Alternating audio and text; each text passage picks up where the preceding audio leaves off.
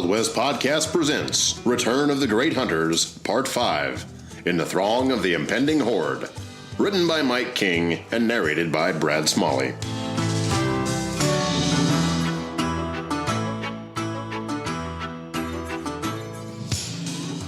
I pulled into Adobe Walls settlement at midday on June 20th.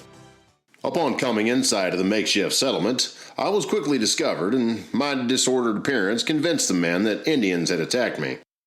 The men around camp thought I was the only survivor of a desperate encounter. I found Adobe Walls buzzing with talk about Indians. I went to James Langton upon my arrival to see if he had a Sharps 50. I told him how I lost my big 50 in the Canadian. It was highly important that I should be well armed if Indians attacked us. To my disappointment, the only gun at the walls that was not in use was a new .44 Sharps, which was next best to a 50. Langston told me that the gun had been spoken for by a hunter who was still out in camp. He was to pay $80 for it. Langdon said that if necessary he would let me have the gun, as he had ordered a case of guns and was expecting them to arrive any day on the freight train from Dodge City. He told me he would have them in stock before the owner of the gun came in from the Buffalo Range. When I stepped out of Langton's general merchandising store, I met up with Plumber. The July midday heat rained down on me like a breath of hell. The scorched dirt shimmered in the intense white rays of the sun. Plumber was anxious to talk and asked me about Mike and Frenchie. I told him how the Canadian River had got the best of me and how I lost one of my mules. We decided to get out of the sun and headed over to Rath's place. We wanted to get a bite to eat and see if Hannah Olds had cooked up one of her fresh pies. When we passed by O'Keefe's blacksmith shop, I observed how the recent bad weather had stormed the Hanrahan's makeshift roof into sod dumplings. I looked up and observed one of the cottonwood rafters over Hanrahan's saloon was exposed from the wash. Plumber was first to pull back the solid plank-boarded door, and we stepped over a large log threshold into a dirt floor.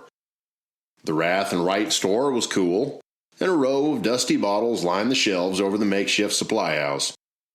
The dust was so thick that it built a layer over the bottles covering their once brilliant greens and blues. We found an open table in the back of the room next to some sacks of flour and pulled up 2 makeshift benches. Hannah Olds entered the back room and asked us what we would have. We both decided on a cut of buffalo ham. Hannah Olds cooked for the buffalo hunters, skinners, traders, and teamsters.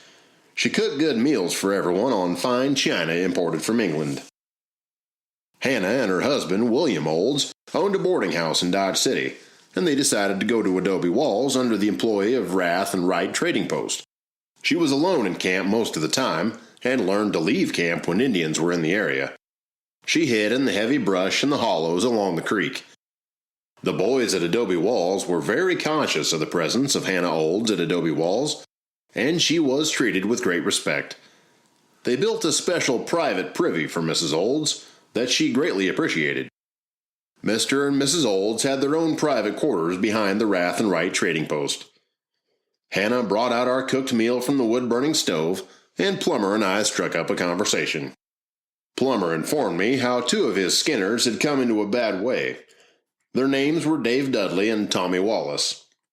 Plumber knew Dudley from his own association with Thomas Nixon and his frequent social contract with Dudley in Dodge City. Plumber said that during the first week of June that his team had set up camp at the mouth of Chicken Creek. He left Dudley and Wallace at the camp to go back to Adobe Walls to buy supplies. When he was picking up the supplies at Langton's store, there was a lot of excitement about the settlement. Plumber inquired about all the fuss and was told by John Wesley Moore of a possible Indian uprising. Plumber did not hesitate when he heard the news about the Indian unrest and left the next day. Plumber said he wanted to get back to his camp at Chicken Creek to pack up his goods and get his men back to safety. This is when I saw the look on Plumber's face. He fell silent. His gestures were as empty as his words. I looked into his eyes, but it was like nothing was to behold, dark with an endless depth of ink, sorrow, and pain.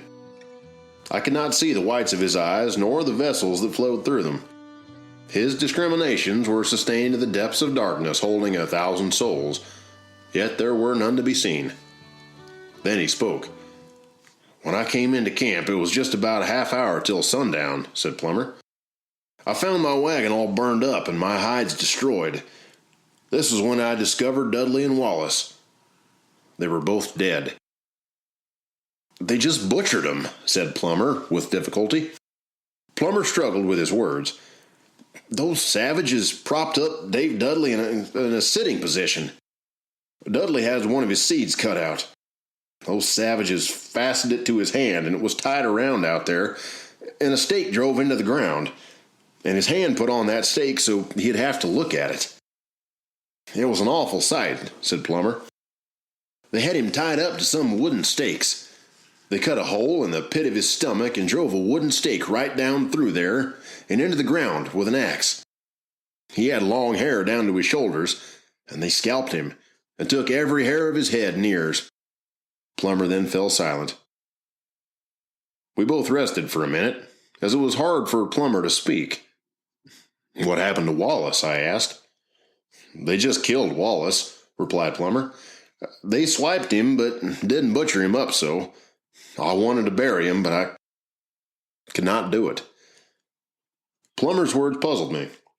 "What do you mean?" I asked. "Why did you not bury him?"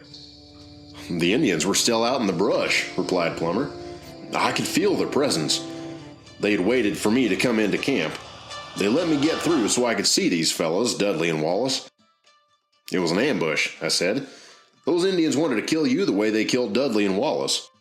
"What did you do next?" I asked. "They didn't shoot until they saw what I was going to do," replied Plumber. "I was driving a 4-mule team. I jumped down off my wagon, pulled my pocket knife out, and cut the belly band of the near lead horse. I dropped my knife, then jumped onto that horse bareback. The horse was in a blind bridle and then collar on, and I reached for my buffalo gun. Instead of turning around and going back, I went straight ahead, right into the brush." "Did they give chase?" I asked. "Yes," replied Plumber. "I got across the creek, but they had put their horses so dang far off that by the time they got their horses, I got around them," gasped Plumber. "It was sundown, and they couldn't trail me. I came right through them while them Indians shot 100 shots at me. I got across the creek into the breaks as quick as I could. I headed up the Red Deer and swung around that night. I knew how to travel and came back. I did not want to lead them to Adobe Walls." Plumber paused. "That's when I saw Josiah write more," said Plumber. "Josiah was 40 miles up there. I met him the next day about halfway between the Adobe Walls store and the river." I raised an eyebrow and stared at Plumber. He was sitting in silence, searching for his words, his back arched and his eyes on the front door. "My horse was played out," said Plumber. "I was walking, leading my horse, when Josiah Moore came out from the brush. I almost shot him. I told Josiah about the attack at our camp on Chicken Creek and how I found Dudley's corpse pinned to the ground by a wooden stake driven through the abdomen. Moore told me of a similar incident in the Anderson camp along the Salt Fork. He said an Englishman, John Thompson Jones, nicknamed Cheyenne Jack, and a German, W. Mueller, known as Blue Billy, were killed. I think something's up," concluded Plumber. "What do you mean?" I asked. "What's the mystery?"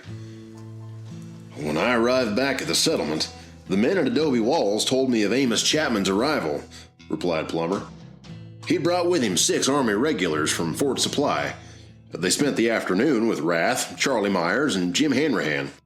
All the men about the camp were suspicious of Chapman's visit." From across the room, I heard a door open, its creaking noise bringing a chill to my spine. The door sounded like some dying animal crying out its pain and sorrow in its last breath. The sunlight from the open door gave off a brightness that seared into my retina. My eyes were glued to the figure. The figure moved towards the bar, and then paused. "Hey, Billy Dixon," called a voice from across the room. "Billy, are you in here?" I held my hand over my eyes, but even with my hands cast into shadow, I still had to squint to see. "Is that you, Masterson?" I replied. "I can smell you, Masterson. Over here. Plumber and I are over here." I stood up, grabbed a nearby stool, set it down next to mine, and waved Masterson over to where we were sitting. Plumber struck a match, lit up a kerosene lamp sitting at the end of the bar, and Masterson took a seat at our table. "You boys must be up to no good," said Masterson, "sitting up here in a dark corner of the room all by your lonesome." Masterson looked directly at me. He was always all about business, deadlines, and schedules. His face was never readable, like he left his emotions on the planes and scooped them up on the way in. He twitched a smile at me. "I hear you fell into the river, Billy Dixon, and lost your gun and one of your mules," smiled Masterson. "You are a hell of a sight to see." "Well, I'm not going to tell that story twice in one day," I replied. "Besides, Plumber and I are trying to figure out why that no-good Amos Chapman was about our settlement." "Well, I heard the big boss man Rath, Charlie Myers, and Jim Hanrahan was told that there was going to be a massive Indian attack on the morning after the next full moon," explained Masterson. "The three merchants decided to keep the secret to themselves. If word got around, the hunters might clear out, leaving a valuable stock of supplies defenseless." Masterson paused. "I think that's why the next morning John Moore left for the range to fetch his brother. Chapman returned to Fort Supply with the soldiers, and Rath, along with Myers, made ready a shipment of hides. Rath had parted his way back to Dodge City. I think he put Jim Hanrahan in charge of the operations." "What makes you think Jim Hanrahan has been put in charge of operations?" asked Plumber. "Well, after Rath left, Moore rounded up some men and hired an extra team to bring in his hides," said Masterson. "Hanrahan tried to persuade Moore and the other hunters to remain. Some were persuaded. Moore was not. Two of them saddled up that night and made a dead run for Dodge City. That's why you only see about 26 of us still remaining." Plumber told Masterson about Dudley and Wallace, and was stricken about Dudley. Dudley and Masterson had become good friends, and spent time together in Dodge City.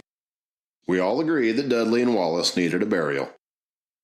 "This would be the proper thing to do," said Masterson. I told him that I needed to get back to my camp and pull up stakes, and get my team out before they met up with the same misfortunes as Dudley and Wallace. Masterson and Plumber agreed to return with me to my camp as a precaution to a possible hostile Indian attack.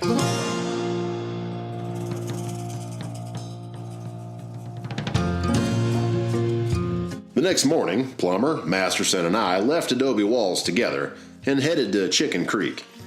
When we arrived at Red Deer Camp, we found Dudley and Wallace in a bad way. Plumber found his horses still on a harness, and we quickly put the dead to rest. We were back at Adobe Walls on June 26th. Masterson, Plumber, Mike McCabe, Frenchie, and I were all glad to be back in good company.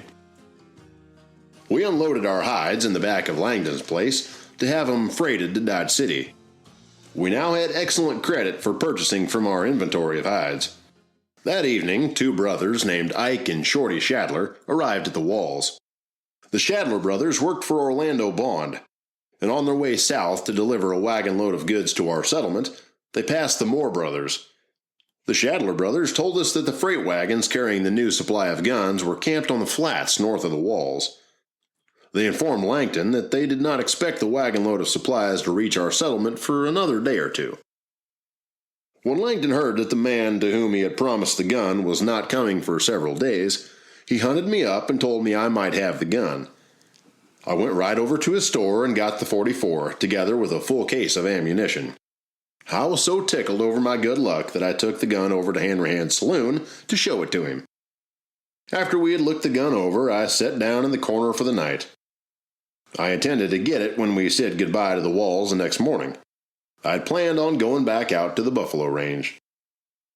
By this time, the excitement and talk about the fate of the four men who had been killed by Indians had subsided, and we paid no further attention to the matter. So busily were we engaged in our preparations for departure. The night was sultry, and we sat with open doors.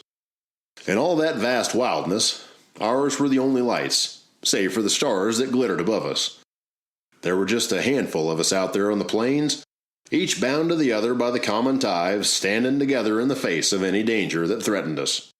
It was a simple code, but about the best I know of. Outside could be heard, at intervals, the muffled sounds of the stock moving and stumbling around, or a picketed horse shaking himself as the horse paused in their hunt for the young grass. In the timber along Adobe Walls Creek to the east, owls were hooting. We paid no attention to these things, however, and our fancied security against all foes frolicked and had a general good time. Hanrahan made a thriving trade. On the night of June 26, 1874, there were 28 men and 1 woman at the Walls. The woman was the wife of William Olds. She had come to Dodge City with her husband to open a restaurant in the rear of Rath and Wright's store. Only 8 or 9 of the men lived at the Walls, the others being buffalo hunters who by chance happened to be there. There was not the slightest feeling of impending danger. We all grew weary and tired from the festivities and began to bed down. Mike Welch, a hunter by the name of Shepard, and several others decided to rest at Hanrahan's. The rest slept in the 2 stores.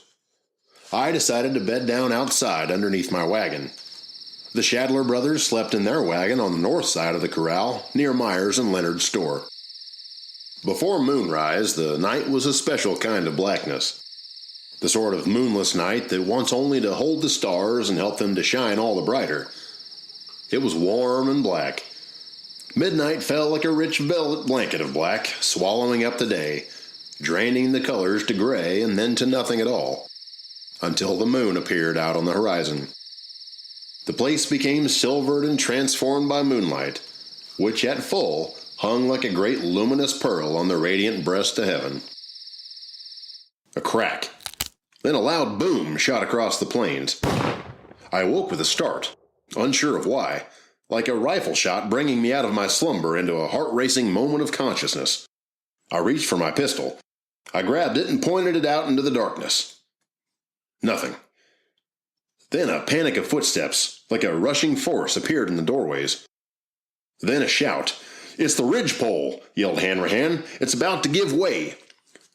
When Hanrahan stepped out of the darkness, I could see his gun barrel smoking. He set it down inside the entranceway and yelled. "Get up! Get out!" yelled Hanrahan. I looked over to the open door where Hanrahan stood. Out rushed Welch and Shepard. They both soared past Hanrahan, flying like wild quail with expressions of shock and horror. Welch screamed out, "We're going to be buried alive!" His left foot should have extended to take his weight. Instead, it caught the threshold of the doorway. He hit the dirt, sending a plume of dry soil skyward. Then came Shepard tumbling over Welch, giving a groan as the air left his lungs. Hanrahan walked over to the 2 men on the ground, looked down at him, and shook his head. "Boys, you're about as graceful as a sledgehammer in a knife fight," laughed Hanrahan.